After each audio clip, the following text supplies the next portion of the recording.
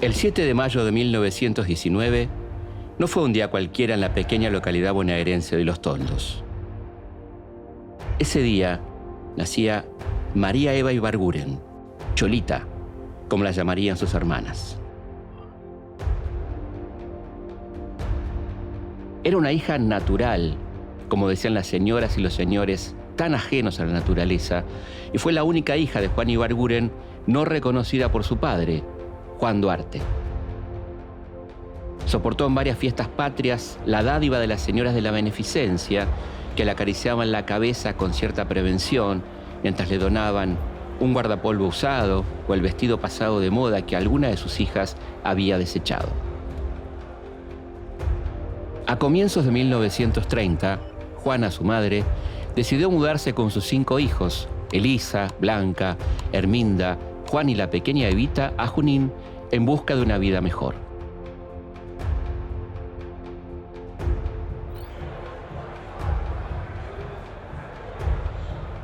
La Argentina vivía la terrible crisis iniciada en octubre de 1929 en los Estados Unidos y extendida como una peste a todo el mundo. Los países centrales habían transferido los efectos de esta depresión a los países periféricos e iban a lograr que el Estado estuviera muy lejos de ser benefactor. Regían las leyes del mercado, con sus pocas ofertas y todas las demandas.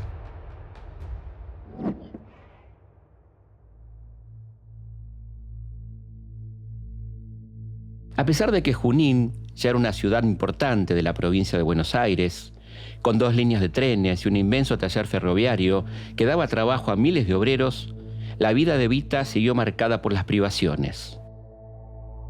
Pero la radio la hacía soñar, se imaginaba triunfando en algún teatro. Cuando tomó el tren hacia Buenos Aires, había en ello una mezcla interesante de optimismo y rebeldía. Pero no podía imaginar cómo cambiaría su vida. Eva no tardó en intervenir, aunque de forma secundaria, en importantes obras teatrales y mereció la crítica favorable de algunos medios. Su presencia en películas, radioteatros y en tapas de revistas le permitieron acceder a cierta popularidad. ¿Qué hace, señor?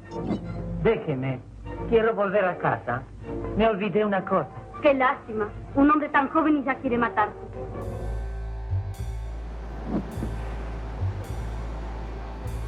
En el verano de 1944, un terremoto sacudió la ciudad de San Juan, provocando la peor catástrofe de la historia argentina y dejando 7.000 muertos y 12.000 heridos. Se realizaron colectas y campañas de solidaridad.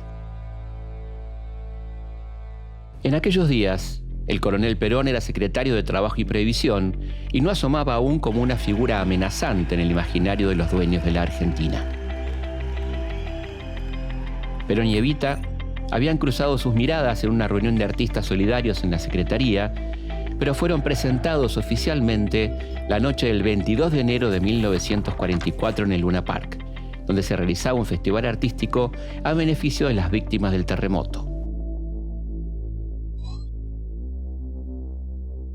El 3 de febrero de 1944, cuando se estrenó Llora una emperatriz, en el ciclo de radioteatro sobre la vida de mujeres célebres de la historia que emitía Radio Belgrano, Perón y Evita ya no ocultaban su romance.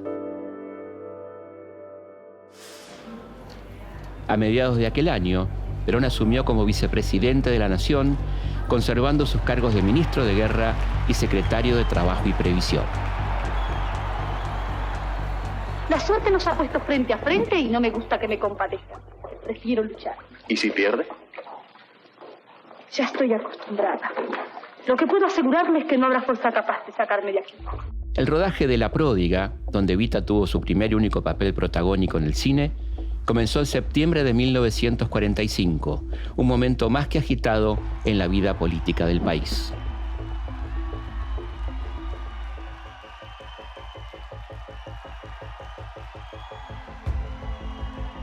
Perón venía desarrollando una intensa tarea desde la Secretaría de Trabajo y Previsión, tendiente a captar la voluntad política de los trabajadores.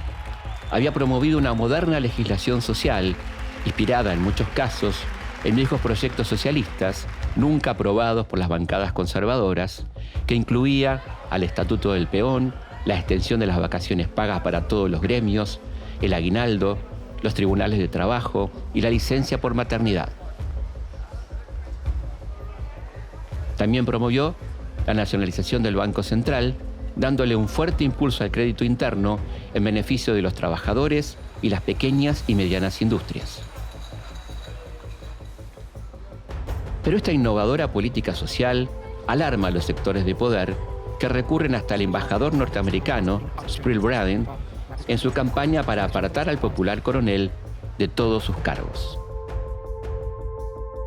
Se pone en marcha un golpe palaciego con el apoyo de la Marina y el Ejército.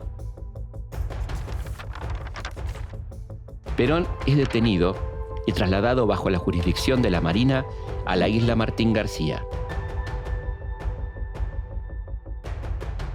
Para los opositores, que pronto serían llamados Contreras, era el momento de la revancha. Eva sintió en carne propia la cancelación de todos sus contratos radiofónicos.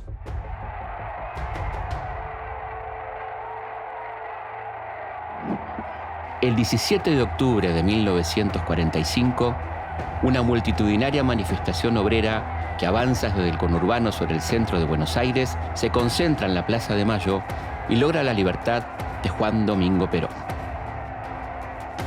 Esa histórica noche, la pareja vivió su momento de gloria y pocos días después deciden casarse. El 22 de octubre de 1945 quedó registrada la ceremonia civil en Junín y el 10 de diciembre lo hicieron por iglesia en La Plata. Ya era la señora Eva Duarte de Perón. Eva se incorporó de lleno a la política, respaldando a su marido. Tras la confirmación del 24 de febrero de 1946 como la fecha para las elecciones nacionales, Perón lanzó su candidatura por el flamante Partido Laborista. La campaña electoral de Perón fue breve, pero muy intensa. Primero, visitó junto a Evita la mayoría de las capitales de provincias. La pareja recorrió el país a bordo de un tren a cuya locomotora llamaron La Descamisada. Era la primera vez que la esposa de un candidato lo acompañaba en sus giras por el interior, un hecho muy simbólico de cómo la mujer, de a poco, se iba abriendo camino en el mundo hasta entonces masculino de la política vernácula. Si bien las mujeres no votarían en esta elección, fueron protagónicas en la campaña electoral.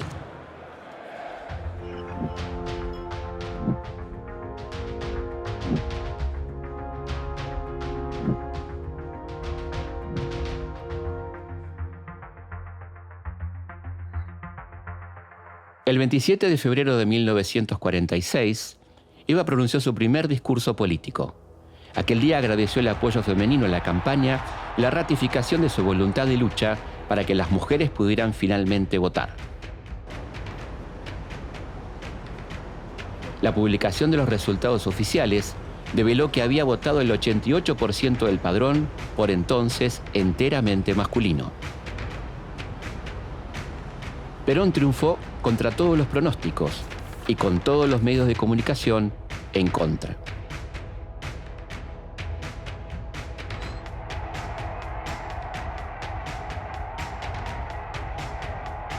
Finalmente, asumió la presidencia el 4 de junio, decidido a continuar con las políticas sociales que lo habían catapultado como el primer trabajador. Evita detestaba la beneficencia, la había padecido en carne propia y decidió iniciar una titánica labor de solidaridad y ayuda social.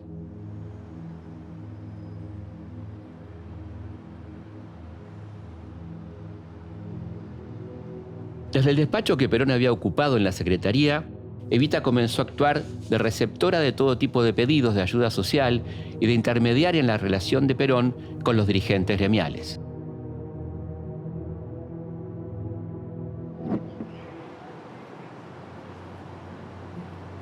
A mediados de 1947, Evita realizó un viaje a Europa, una gira que cambiaría definitivamente su vida.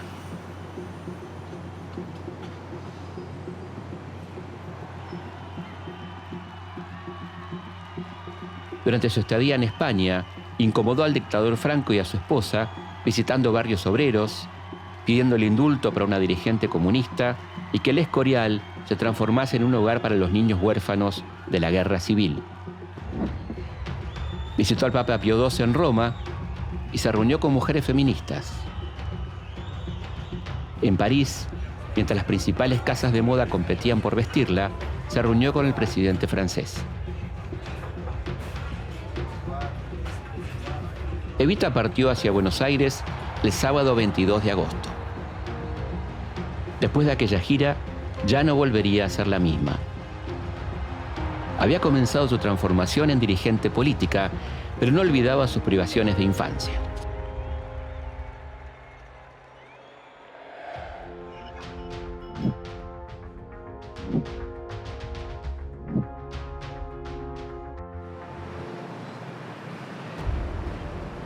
Sus intensas jornadas incluían la recepción de miles de pedidos, el envío de medicinas allí donde hacían falta, la donación de equipos médicos, la visita a hospitales y la reunión con dirigentes gremiales. Evita retomó una causa para la que contaba con todo el apoyo de su marido: impulsar la sanción de la ley de voto femenino.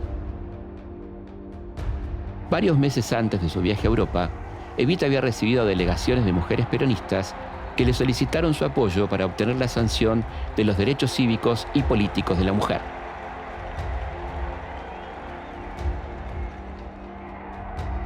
El 23 de septiembre de 1947, Perón firmó el decreto que promulgaba la ley.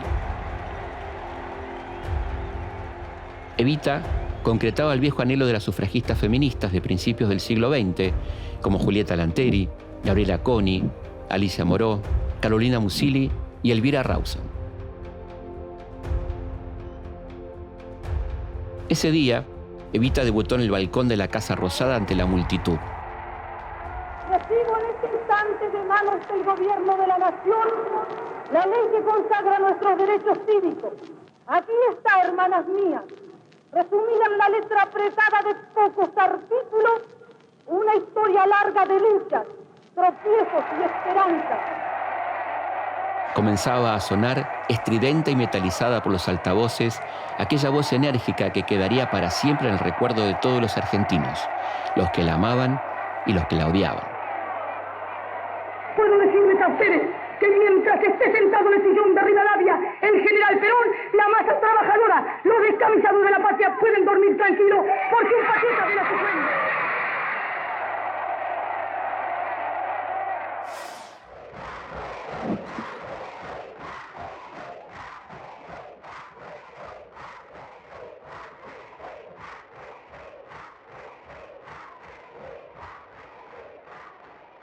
En julio de 1949, en un acto que colmó la capacidad del Teatro Nacional Cervantes, se creó el Partido Peronista Femenino, presidido por Evita.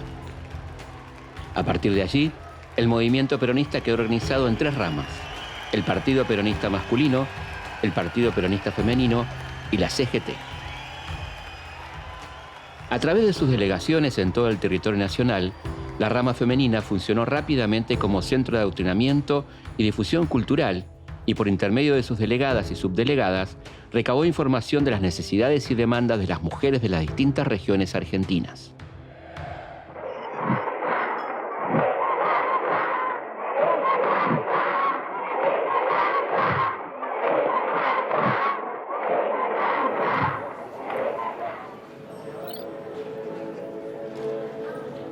Evita controlaba personalmente las actividades y no dejó que la rama masculina interfiriera en sus propósitos. A fines de 1947, la Cruzada de Ayuda Social María Eva Duarte de Perón comenzó a repartir subsidios a ancianos, a habilitar hogares de tránsito para mujeres desamparadas y a donar viviendas, máquinas de coser, prótesis, anteojos y juguetes. Con el otorgamiento de la personería jurídica, nacía la Fundación de Ayuda Social María Eva Duarte de Perón, que 2 años después pasaría a llamarse Fundación Eva Perón. A diferencia de lo poco hecho por la Sociedad de Beneficencia, creada por Rivadavia y dirigida por las damas de la rancia oligarquía durante más de 100 años, la obra de la Fundación fue monumental. Hogares de ancianos, pensiones a la vejez, barrios enteros con todos sus servicios, la República de los Niños de Gonet, hogares para madres solteras, policlínicos, el tren sanitario que recorría el país durante 4 meses al año ofreciendo asistencia médica en los lugares más remotos, colonias de vacaciones, campañas intensivas de vacunación, campeonatos deportivos que permitieron elaborar cientos de miles de fichas médicas de niños de todo el país y atenderlos adecuadamente, reparto de ropa, alimentos, juguetes, becas y subsidios. Los hospitales y barrios como Ciudad Evita fueron construidos con materiales de primera calidad y basados en una moderna concepción arquitectónica. Otra obra que demostraba la acción hacia los niños y niñas fue la creación de la Ciudad Infantil, inaugurada el 14 de julio de 1949. Frente a este maravilloso emprendimiento, la Fundación construyó otra institución destinada a estudiantes secundarios, la Ciudad Estudiantil. Es que ellos, que en las campañas preelectorales prometían el oro y el moro y después despreciaban al pueblo y lo olvidaban, les molesta que haya una mujer que trate de amparar a los ancianos, a los humildes, a los desvalidos, a los niños.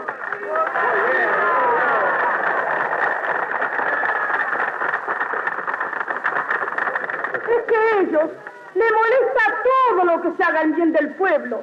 Les molesta porque ellos piensan que ahora no podrán volver más, porque este pueblo se ha despertado y se ha sacado la venda del engaño aunque lo han tenido durante 100 años.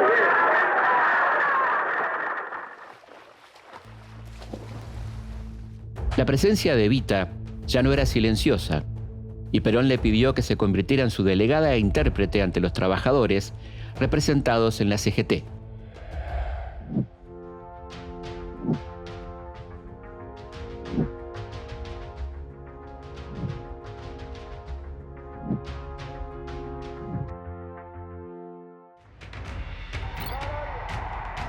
La actividad de Evita era cada vez más intensa.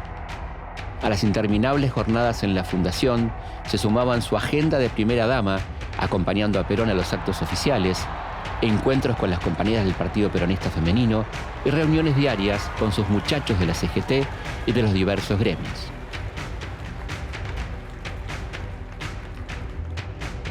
De nada servían las advertencias ni los consejos de sus colaboradores y del propio Perón para que descansara.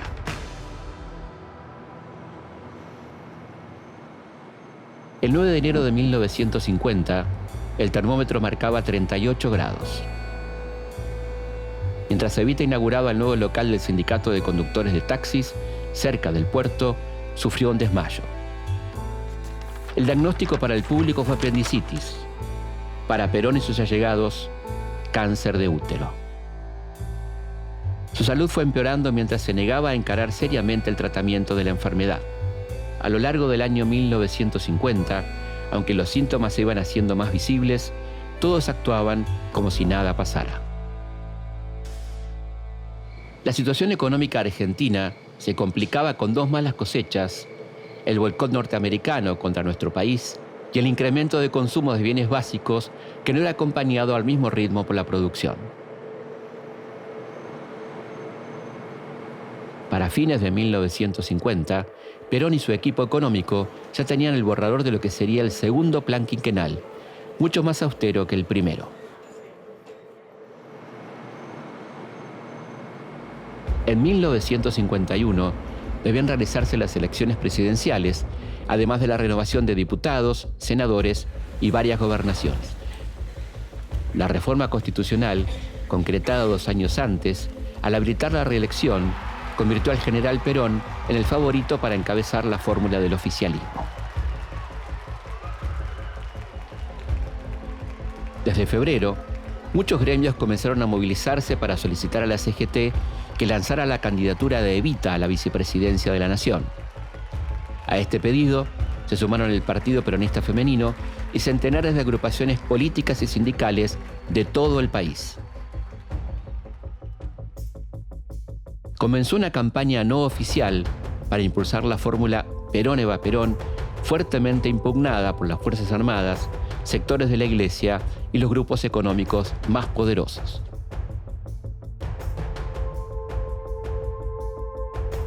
La Convención Nacional del Radicalismo designó el 6 de agosto la fórmula Ricardo Balbín Arturo Frondizi para las presidenciales a realizarse en el mes de noviembre.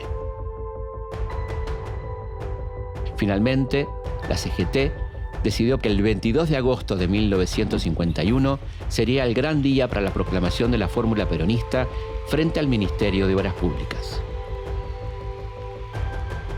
La movilización fue convocada como un cabildo abierto del justicialismo. Cada gremio mediría su poder a través de su capacidad de movilización. Nadie le quería fallar a Evita. El gobierno puso toda su infraestructura a disposición del acto.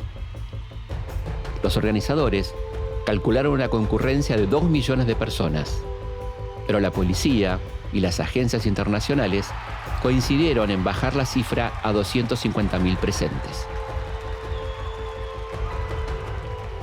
Las fotos de la jornada muestran una marea humana que iba desde Belgrano y 9 de Julio hasta el Obelisco. Evita mantuvo un diálogo durante todo el acto con la multitud que le pedía que acepte la candidatura a la vicepresidencia.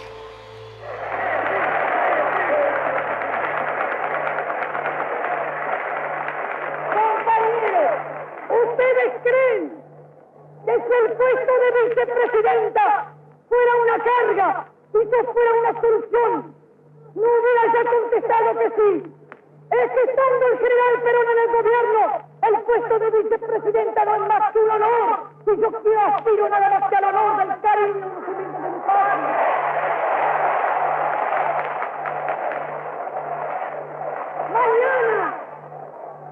Mañana, ¿cuándo?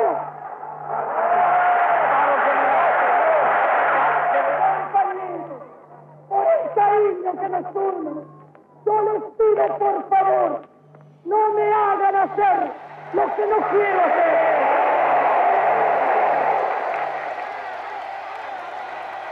No hubo una respuesta clara, y no la habría hasta las 20:30 horas del 31 de agosto de 1951, cuando anunció por cadena nacional de radiodifusión su negativa. Quiero comunicar al pueblo argentino mi decisión irrevocable y definitiva de renunciar al honor con que los trabajadores y el pueblo de mi patria quisieron honrarme en el histórico cabildo abierto el 22 de agosto.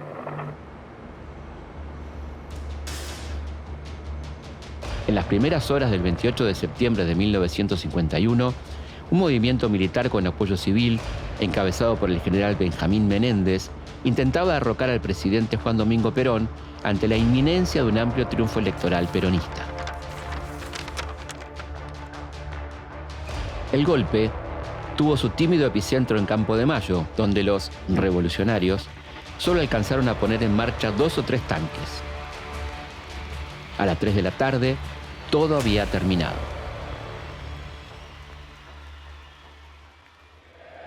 El 15 de octubre de 1951, la editorial Peuser publicó la primera edición de La razón de mi vida, el libro que Evita le dictó a Manuel Penela de Silva, un periodista español, narrándole sus vivencias, sus convicciones políticas y sus luchas. Su estado de salud no le permitió concurrir a la editorial el día del lanzamiento. Prefirió guardar sus fuerzas para estar presente en la Plaza de Mayo en el acto por el 6º aniversario del 17 de octubre. Sospechaba que sería su último 17 y por eso su discurso tuvo tanto sabor a despedida. Yo no quise ni quiero nada para mí. Mi gloria es y será siempre el escudo de Perón y la bandera de mi pueblo. Y aunque deje en el camino jirones de mi vida, yo sé que ustedes recogerán mi nombre y lo llevarán como bandera a la victoria.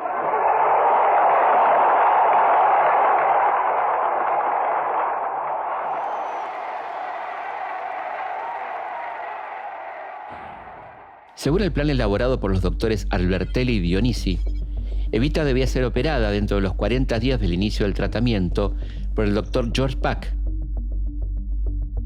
Fue internada en el Policlínico Presidente Perón, ubicado en Avellaneda, que dirigía el doctor Finocchieto. Desde antes de su llegada, las calles se colmaron de gente.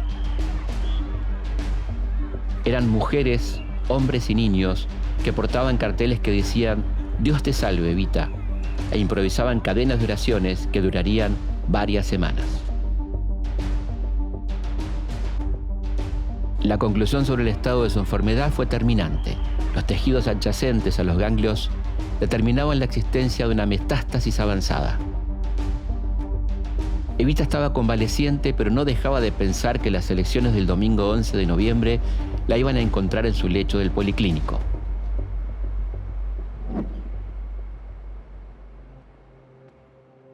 La Junta le permitió votar en el hospital y Evita pudo, como millones de mujeres argentinas, emitir su voto por primera vez en su vida. El triunfo de Perón fue contundente. Obtuvo el 63,9% de los sufragios, seguido de lejos por la fórmula Balbín-Frondizi de la Unión Cívica Radical con el 30,8%. El entusiasmo de la primera vez se hizo sentir y la concurrencia femenina llegó al 90,32%. Pero ese histórico día, las mujeres no solo votaron, también se empoderaron. Fueron elegidas 23 diputadas, 6 senadoras nacionales, además de 58 diputadas y 19 senadoras provinciales.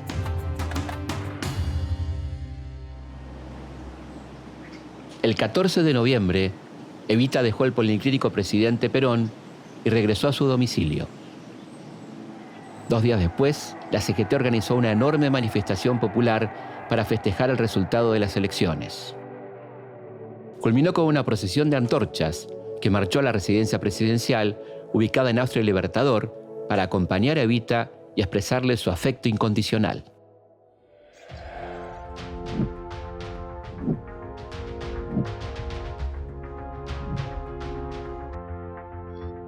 Pese a la orden de reposo, reinició sus conversaciones con dirigentes gremiales, colaboradores de la fundación y funcionarios que iban a visitarla a su lecho de enferma. Aunque estaba extremadamente débil, decidió participar en el que sería su último contacto directo con sus descamisados. Tuvo que pelearse con sus médicos, con Perón, sus colaboradores y amigos para poder concurrir a la conmemoración del 1 de mayo de 1952. El enemigo acecha, no perdona jamás, y los pendepatrias de dentro están también en acecho para dar el golpe en cualquier momento. Y yo sé que estando el pueblo alerta, somos invencibles.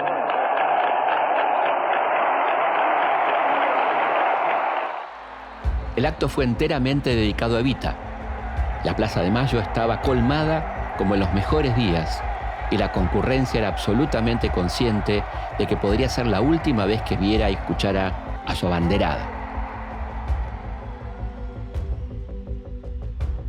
6 días después, el 7 de mayo, cumplía 33 años, pesaba 37 kilos y le dolía horriblemente ese saberse morir. Aquel día recibió del Congreso un título que terminaría de enardecer a la Iglesia Católica, el de jefa espiritual de la nación. Evita no se entregaba, aunque tampoco estaba en condiciones de salir de la residencia. Nadie se explicaba de dónde sacó fuerzas para asistir a la asunción de su marido al segundo mandato presidencial en aquella gélida tarde del 4 de junio de 1952. Inundada de calmantes, cubierta por un grueso abrigo de piel y sostenida por una estructura metálica, Evita recorrió en el auto presidencial por última vez las calles de Buenos Aires.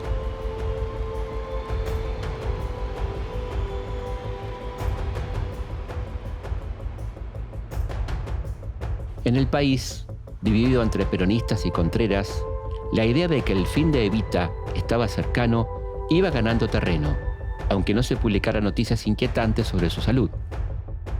Entre sus descamisados había un fervor religioso que rogaba por su restablecimiento. Altares y capillas improvisadas se levantaban en todo el país para rezar por su salud. La CGT se hizo eco de lo que venía ocurriendo y organizó una misa en el Obelisco.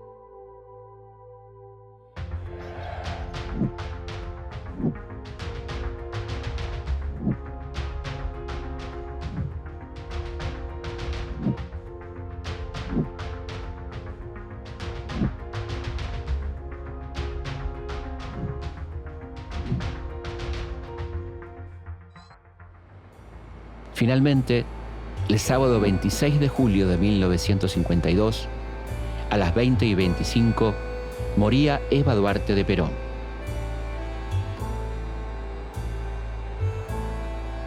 A las 21:36, una voz destinada a pasar a la historia, la del locutor oficial Jorge Fournot, le confirmaba al mundo la noticia a través de la cadena nacional.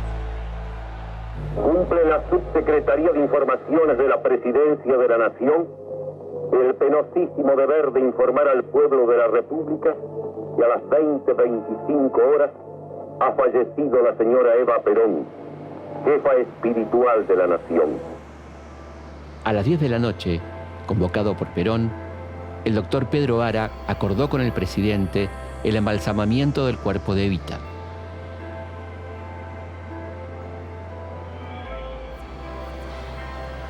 El país quedó paralizado. El gobierno decretó duelo nacional por 2 días, aunque se prolongaría durante la larga despedida popular a Evita, que superó todo lo imaginable. La ciudad se vistió de negro, los faroles fueron encrespados y enlutados. Se decidió velarla en el Ministerio de Trabajo, la Secretaría, como siempre la había llamado Evita. Luego la capilla ardiente se trasladó al Salón Azul del Congreso Nacional. Las larguísimas filas se extendían por Diagonal Sur, Avenida de Mayo, la 9 de Julio, hasta llegar al Obelisco, bajo la persistente lluvia y frío de esos días.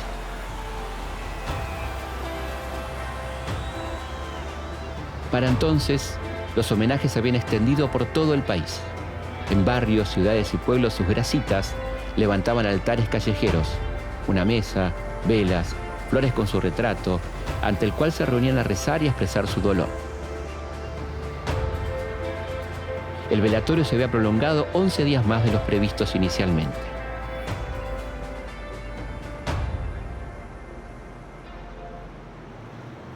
Fue así que el 10 de agosto de 1952, el cuerpo de Evita quedó en custodia en la Confederación General del Trabajo.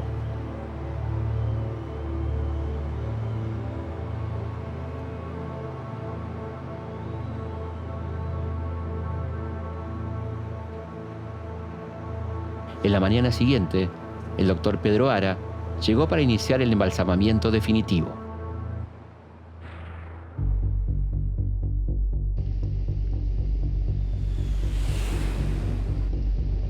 Tras el derrocamiento de Perón en septiembre de 1955, los que ya habían demostrado su odio de clase bombardeando la Plaza de Mayo el 16 de junio, provocando más de 300 muertos, pretendieron borrarla de la historia por todos los medios posibles.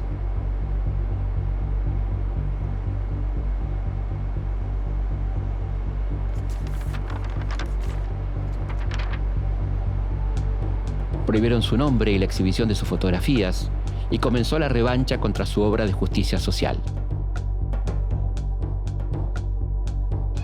La ciudad infantil fue arrasada por los tanques. Se formaron inmensas fogatas en los hogares y policlínicos de la Fundación Eva Perón, donde se quemaron miles de libros y más de 100.000 frazadas, sábanas, cubrecamas, platos y cubiertos, porque llevaban el sello de la institución. Decenas de pulmotores fueron destruidos por la misma sin razón.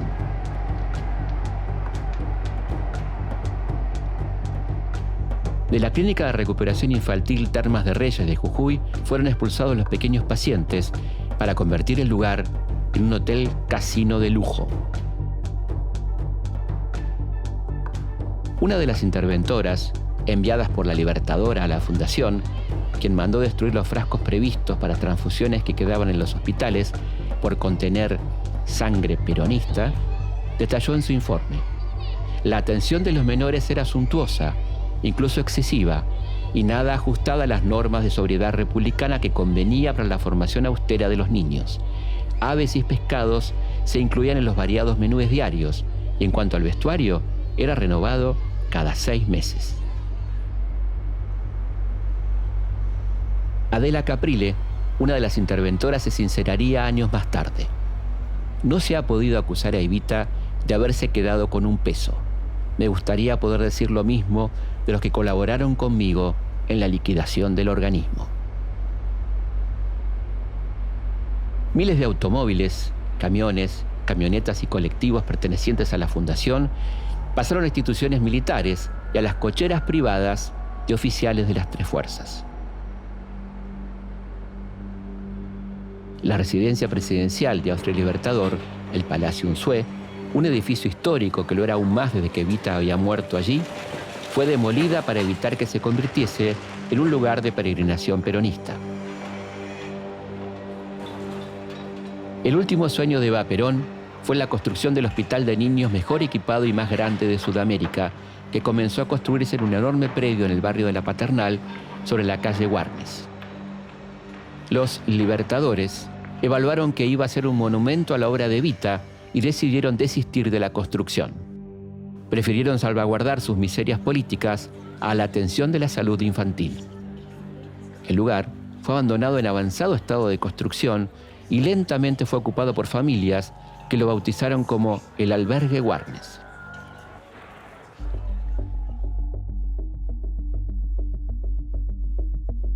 El cuerpo de Evita fue secuestrado, ultrajado por los Libertadores y enterrado en secreto en Italia bajo el nombre de María Maggi de Magistris. Durante 16 años, nada se supo del destino final de la banderada de los humildes. La resistencia peronista tuvo datos precisos de la ubicación de la tumba en 1970, y en 1971, la dictadura de Lanusse decidió entregar el cadáver a Perón, quien hizo constar ante un escribano los daños y mutilaciones sufridos por el cuerpo a mano de sus captores, los Libertadores.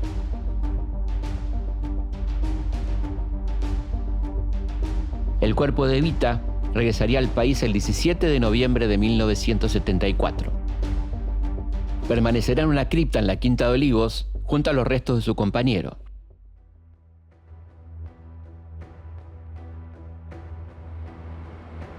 Tras el golpe cívico-militar del 24 de marzo de 1976, el dictador Videla ordenó su traslado a la bóveda familiar de los Duarte, en la Recoleta, donde hoy recibe el permanente afecto y reconocimiento de quienes no la olvidan.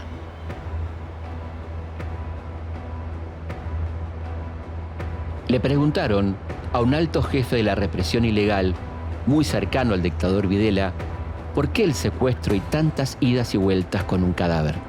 La respuesta no se hizo esperar. Tal vez porque a ella es a la única que siempre, aún después de muerta, le tuvimos miedo.